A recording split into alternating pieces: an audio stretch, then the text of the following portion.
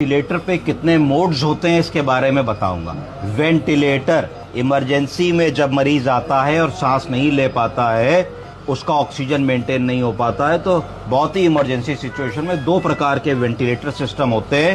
पहला NAV, जिसको non invasive ventilator कहते हैं, जो मास्क की तरीके से ऊपर लग जाता है, हम सबको पता है। NAV उसको बाईपैप भी कहते हैं, कोविड के दौरान सब लोगों ने उसको देखा है। पर यदि मरीज बहुत ज्यादा हालत खराब है और मूर्छित अवस्था में है, होश में नहीं है, अपना एयरवे प्रोटेक्ट नहीं कर पा रहा है, तो उसको इन्वेजिव वेंटिलेटर लगता है। इन्वेजिव वेंटिलेटर का मतलब है कि एक ऐसा वेंटिलेटर जिसमें मुंह के अंदर एक ट्यूब डाली जाती है गले के रास्ते से। उस ट्यूब को कहा जाता है एंडोट्रैकियल ट्यूब। क्या कहा जाता है? Endotracheal tube. एंडोट्रैकियल ट्यूब प्रायः पुरुषों पे 8 या 8.5 नंबर की पड़ती है और महिलाओं में 7 या 7.5 नंबर की पड़ती है। तो अब हम मोड्स की बात करते हैं। तो ये वेंटिलेटर मशीन है। तो वेंटिलेटर मशीन का क्या काम होता है? वेंटिलेटर मशीन का काम होता है कि जब हमारा मरीज सांस नहीं ले पा रहा है तो उसको मशीन लंग्स की जगह पे सांस देना शुरू कर दे।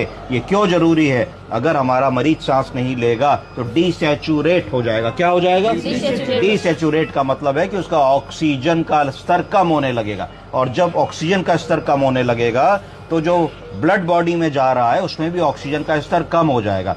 जब ऑक्सीजन कम पहुंचेगी तो टिश्यू हाइपोक्सिया होने लगेगा। क्या होने लगेगा?